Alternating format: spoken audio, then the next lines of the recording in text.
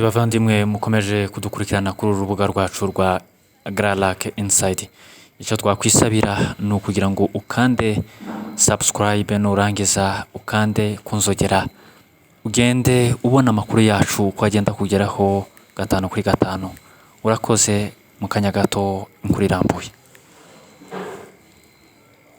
Mu Rwanda leta isaba umunyagihugu wese yoba afise amakuru ku bantu baba barigwije ko amatungo y'igihugu kwitunga urutoki mu ntumbero yo gufatira ayo matungo mu gihe iperereza rikibakogwako.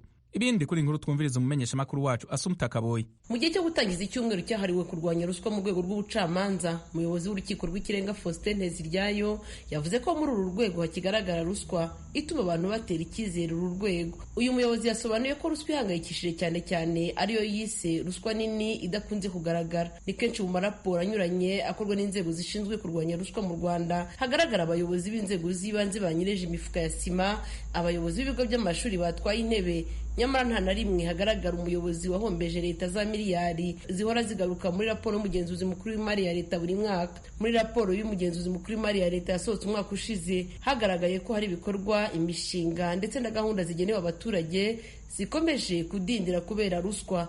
Obadia Bira urugenzura imari ya leta agaragaza ko miliyari 136 zatikiye mugurwaho ruswa mu mwaka w'ingengo y'imari 2018-2019. Bira aravuga ko 33% by'ingengo y'imari muri uyu mwaka ushize ariyo mafaranga yakoreshejwe neza nk'uko biteganywa n'itegeko nshinga. Uyu muyobozi agasobanura ko amasoko ya miliyari 26 yatawe na ba rwiyemezamirimo. Ikibazo kigarukwaho buri gihe ni ukwibaza umunsi hazagaragarira amazina mu butabera y'abakomeye batumye leta itakaza akayabo ka za miliyari buri mwaka nk'uko uyu muyobozi ugenzura imari ya leta bigaragaza. Umuyobozi w'urukiko rw'ikirenga agereranya kurwanya ruswa nini no guhangana n'inyamaswa y'inkazi iba mu ishyamba ry'inzitane.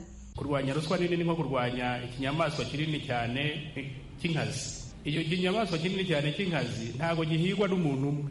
Umuhigi umwe ntago ashobora rwose kuba yagira icyo agikoraho.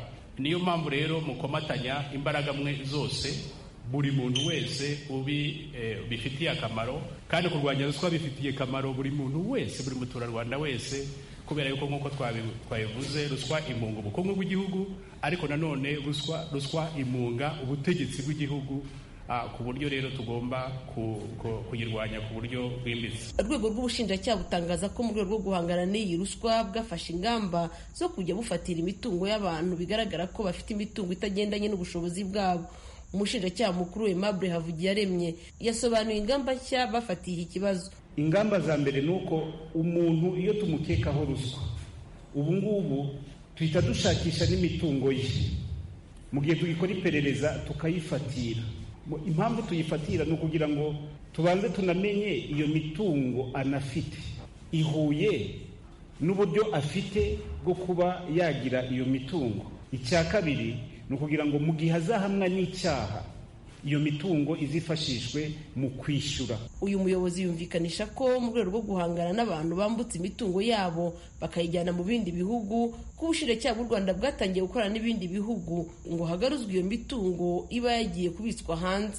Ubu hari n'abatoroka ku buryo nko mu rwego rw'ubushinjacyaha hari impapuro mpuzamahanga tumaze kohereza hanze kugira ngo ibihugu abantu tuba twamenye bahunze baranyereje nk'umutungo wa leta cyangwa se harimo ruswa, kugira ngo babe bafatwa noneho babatwoherereze. Ubwo ni mu rwego mpuzamahanga. Ikindi ni uko turi gushyiraho ingamba kugira ngo tujye dukorana n'ibindi bihugu, kugira ngo nubwo umuntu aba yaba afite za konti hanze, iyo tubashije kumenya ayo makuru tube twasaba ibihugu muri urwo rwego rwa coopération internationale mu kurwanya ibyaha nabyo tujye dukorana nabo. Icyumweru cyahariwe kurwanya ruswa mu nkiko cyatangiye kuri uyu wa mbere kizasozwa tariki ya 14 z'uku kwezi kwa kabiri. Insanganyamatsiko yakiragira iti ruswa ni icyaha kitihanganirwa.